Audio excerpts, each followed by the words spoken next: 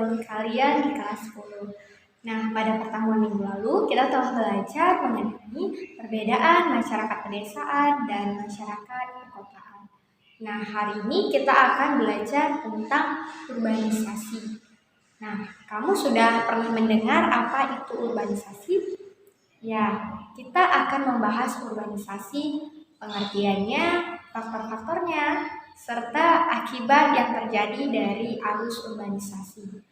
Nah, adapun tujuannya agar kamu memahami apa sebenarnya pengertian dari urbanisasi itu, faktor-faktor yang mempengaruhi terjadinya interaksi di dalam urbanisasi, dan selanjutnya kita akan membahas juga mengenai dampak atau akibat yang ditimbulkan dari urbanisasi itu sendiri.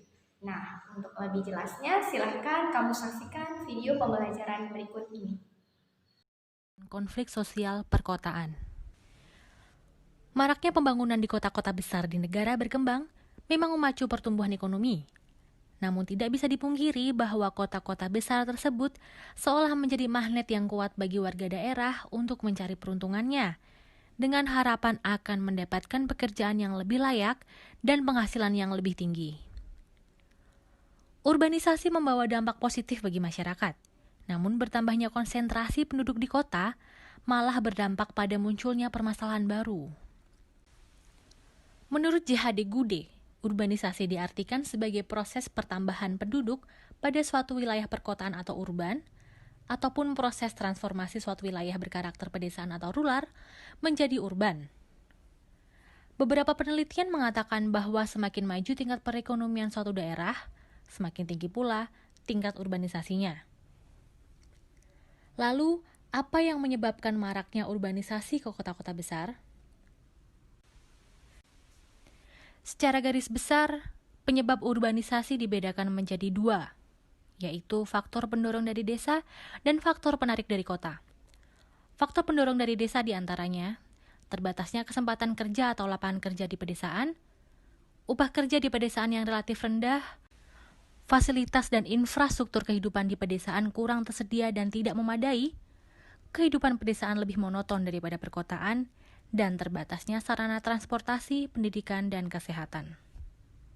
Kemudian, faktor penarik dari kota diantaranya kesempatan kerja di perkotaan lebih banyak dibandingkan di desa, upah kerja yang tinggi di perkotaan, sarana dan prasarana yang lengkap, seperti tersedianya beragam fasilitas kehidupan dan infrastruktur, fasilitas pendidikan, kesehatan, transportasi, rekreasi, dan pusat perbelanjaan, dan kota sebagai pusat pemerintah, perdagangan, ilmu pengetahuan, dan teknologi sangat menarik untuk kehidupan sosial. Di Indonesia, persoalan urbanisasi sudah dimulai dengan digulirkannya beberapa kebijakan pada masa Orde Baru, yaitu pertama, adanya kebijakan ekonomi makro di mana kota adalah sebagai pusat ekonomi. Kedua, kombinasi antara kebijakan substitusi impor dan investasi asing di sektor manufaktur, yang justru memicu polarisasi pembangunan terpusat pada metropolitan di Jakarta.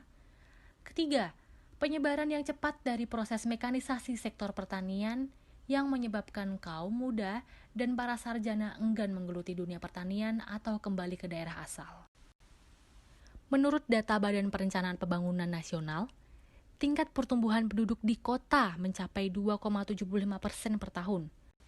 Pada tahun 2015 saja, sudah ada 59,35% penduduk yang tinggal di kota. Diproyeksikan pada tahun 2045, sebanyak 82,37% penduduk akan hidup di kota. Persebaran penduduk di Indonesia tidak merata. Kepadatan hanya terpusat di Pulau Jawa, dan lebih spesifik lagi hanya terpusat di kota-kota besar di Jakarta. Hal ini mengakibatkan roda perekonomian di Indonesia menjadi tidak seimbang dan mengakibatkan ketimpangan yang tinggi.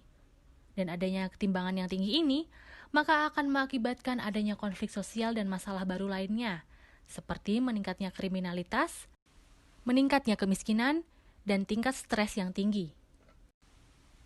Tata ruang kota yang amburadul juga menimbulkan permasalahan seperti macet, banjir, sampah yang menumpuk, dan kepadatan hunian. Selain itu, kepadatan di kota tentunya berpotensi menimbulkan pencemaran lingkungan, gejolak sosial hingga ancaman pengangguran. Terlebih lagi jika sebagian besar pendatang baru tidak dibekali keterampilan dan keahlian yang cukup untuk mencari pekerjaan yang sesuai. Urbanisasi tidak bisa dicegah dan ditanggulangi selama disparitas pembangunan antara daerah, terutama antara perkotaan dan pedesaan masih terjadi. Untuk mengantisipasi dan mengatasi masalah-masalah yang timbul akibat urbanisasi, pemerintah perlu menyusun kebijakan yang orientasinya adalah membangun daerah pedesaan melalui pemerataan pembangunan, membangun pusat-pusat kegiatan ekonomi baru di setiap daerah sehingga merangsang pertumbuhan ekonomi, menciptakan lapangan pekerjaan, meningkatkan sarana dan prasarana di pedesaan seperti pendidikan, kesehatan, dan infrastruktur, pembangunan kawasan industri di daerah hingga kawasan ekonomi khusus merupakan upaya jangka panjang yang perlu dilakukan untuk membangun ekonomi daerah dan mengurangi ketimpangan antara pusat dan daerah. Tentunya, dengan perencanaan pembangunan yang matang dan berkelanjutan.